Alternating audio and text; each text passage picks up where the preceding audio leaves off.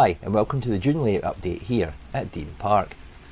It's been a few weeks since I brought you an update, but since my last video I've been busy on quite a few little projects, and these include progressing with landscaping at the stepped retaining wall. I've also filled in this scenic area at the end of the depot. I continue adding some detail to the depot, including this Goodwood Scenics crane. And finally I add this Class 66 to the fleet, courtesy of the new Accurascale model. If you enjoy the video, please hit that like icon and please subscribe to the channel if you've not already done so. If you click on that icon at the bottom right hand side of the screen, it'll give you access to the Dean Park channel to view all previous uploads. In the meantime, enjoy the video. Since my last video, I've been working on the landscaping at the stepped wall round to the Nairn factory, and as you can see there, I've got a man-made embankment now in place. In the next layout update, I'll be showing you some progress on the gas storage area with some scenic detail there. However, in the next few clips, I'll take you back to the beginning of this little section to show you how I built up this man-made embankment going around the curve. As you can see now, I've fitted in the upper baseboard, and that's for the gas towers to sit on. That's all been screwed in place. The wall is also screwed down, and as you can probably just see there, I've built up the layers with some of the Cellutex foam. I'm now going to carve and put on the man-made embankment onto this section here, before then continuing up the step of the wall to the upper level itself. That's been now carved through the foam. What I did for this to save mess is actually I marked out roughly the kind of angle of the slope, and then I went outside with my Surform file and created some mess in my garden. It is dusty stuff, and then brought it back up to the layout, made some tweaks, filed it down a little bit more, and then vacuumed up any mess. You can see it's quite a gentle slope from the left round to the step of the retaining wall. It's a man-made embankment, so there's not going to be any massive undulations or ravines in it, and it's only around about, I'd say, 3 inches from the bottom of the slope to the upper part, so it's not a deep embankment either. So again, there wouldn't be the space for massive undulations, especially on a man-made embankment like this. In the next clips I'm going to show you how I fix it to the baseboard before taking the plaster cloth and then some sculpting plaster just to give it the finish that I require, before I then build up the scenic material. I've also extended this part of plywood to go to the back of the tunnel portal, and I've added in the upper baseboard behind the wall, which is the same height as the rest of the upper section, so that will continue along. This is removable. Eventually it will be screwed down, but I'll do the scenic work first and then screw it into position, because I think that's an easier way of doing it, and a method that I've used on other parts of retaining wall along at the depot side. Okay, I'm now going to fix this in position using my Woodland Scenics foam tack glue. You can use this glue one of two ways. You can coat it on the foam and then just press it straight into position, or you could coat both surfaces, allow it up to maybe half an hour to start to go off before you then press it in position for instant adhesion. I just usually put some foam on, press it down, weigh it down, and then leave it to dry. But again, there's two ways you can use this glue. Whilst it's gluing, I'll fix it down to the foam below using some Woodland Scenics foam nails. These are quite handy and they're reusable, easy to put in and take out of the foam. Right, you don't have to be too neat and tidy with this part, because you're going to cover it in plaster cloth and then, you know, sculpting plaster just to fill in any gaps. Healthy bit of glue along there. I'll put a little bit on the front edge of this slope as well, where it's going to be on the baseboard.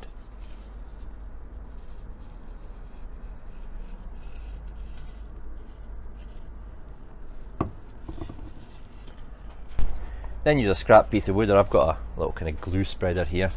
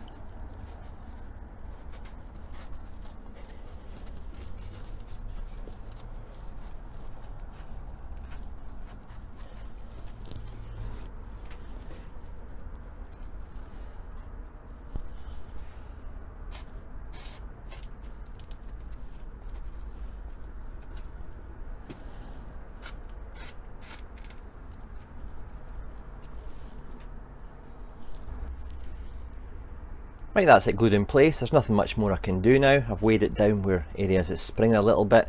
I might notice there that I've put some bits of paper between the foam and the backboard. That's in case any glue oozes out of the back of the foam. I still want to be able to remove the back seams if I need to, so it wouldn't be a good idea if they were glued to the embankment. I'll give this a good 24 hours now just to kind of go off. It's 18-19 degrees at the loft at this time of year.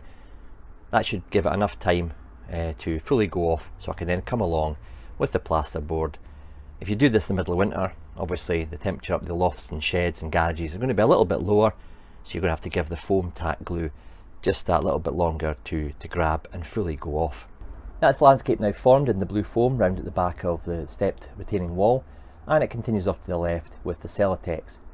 What I'm going to do now is I'm going to put on a thin layer of plaster bandage or plaster cloth. All I'll do is run that through a basin of warm water, place it on the landscape and smooth it out so all the plaster flows between the holes in the cloth. I then leave that to dry before coming along and using any filler just to neaten up the landscape before adding some scenic material.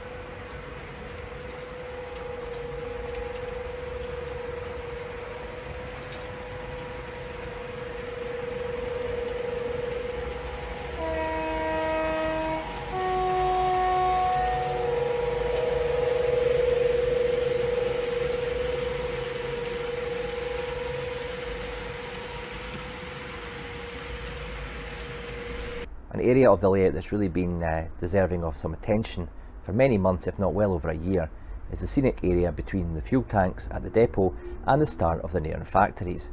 Until recently, it just had this line-side hut stationed there with no scenic material round about it. The hut itself is a replica of the one found at Kirkcaldy railway station, having seen that for many years in kind of a deteriorating state from my uni days until the current day. So I thought I'd replicate this with a little scratch build. I've had this built for quite a while now, and there's also one at the station as well. So looking in a little bit closer to the scene, we've obviously got the hut there, and I've portrayed it with ScotRail blue colours, or provincial rail, and I say that was how it was back in the 1980s and 1990s when it was actually in pretty good condition. The picture on the screen now shows it in the kind of current day state. It's no longer used. I think it was a kind of communications hut. I don't know, but certainly it's not in use today. What I did here for the scenic material is I went in with a postcrete base, and that was on the area between the tarmac and the tunnel as well. I then built up some fine scatters from Woodland Scenics in earth and soil tones before adding some ballast to feather it in to where the existing ballast had been already. I then let that all kind of settle down before adding some coarse turfs and then soaking it with Woodland Scenics scenic cement.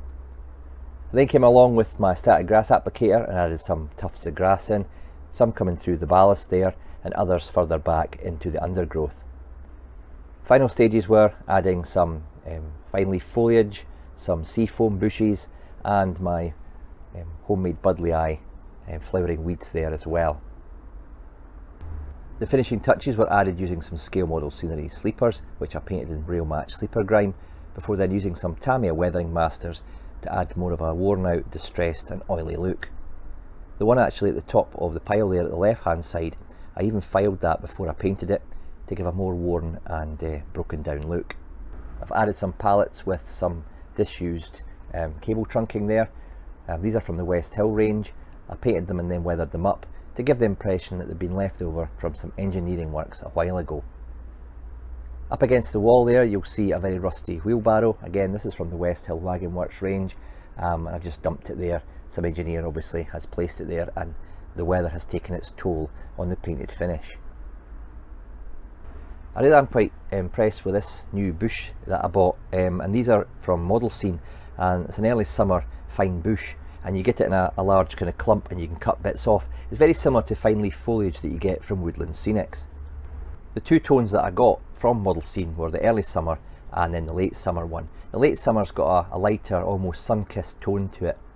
It kind of comes in one clump, and if you take it out you can rip it or cut it or manipulate it to the shape that you want, and I've just attached it to the baseboard with a blob of PVA at the bottom of it, and it's obviously grabbed onto the scenic material below. I've continued the scenic material along the front of the factory, and before the next video I'll install a rusty corrugated fencing between the tarmac area and the British Rail ground, just to kind of give that dividing boundary between the factory and the railway. As I mentioned at the start of the feature, it's been an area that's really been needing some scenic material for some time now, and I think it ties in nicely with the depot. And using photographs of the shed from back in the late 80s and early 1990s, I've replicated the condition of it that it was back in BR days. I'm quite pleased what I've managed to achieve here, from the more kept side of the permanent way to the more wild and bushy side at the back there. By adding things in like sleepers and pallets and line-side junk, you kind of tie the scene into the railway. It's not detached from it, but you could tell this obviously was part of the railway operation that's been allowed to kind of overgrow over the years. I've not put a light in the hut yet. I've no evidence that it was actually in use in the late 1980s into the 1990s, so I don't know if a light is necessary, but that's easy enough to achieve at any time if I choose to do so. What do you think of this scene? Have you used the Model Scene bushes before, for example? What do you use for your line-side bushes? I feel that they give a bit of variation from the usual Woodland Scenics and the seafoam bushes that I use on the layout elsewhere. And I'll be adding more in as I do more scenic parts of the layout.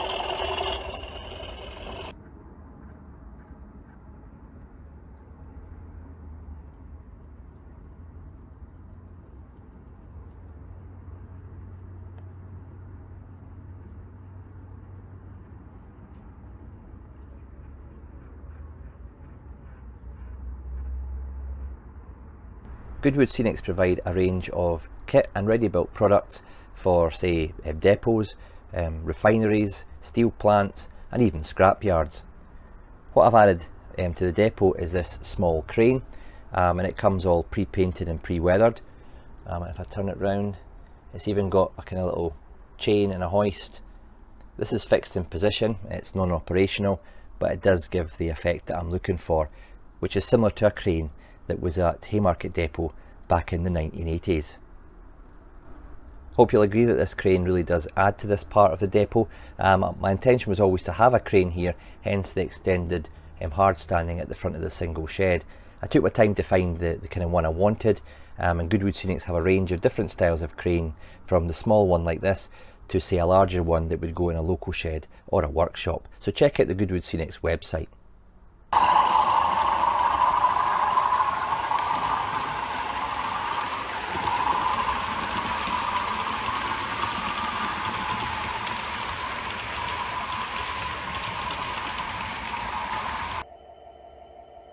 So it's finally arrived at Dean Park, the new Accurascale Class 66.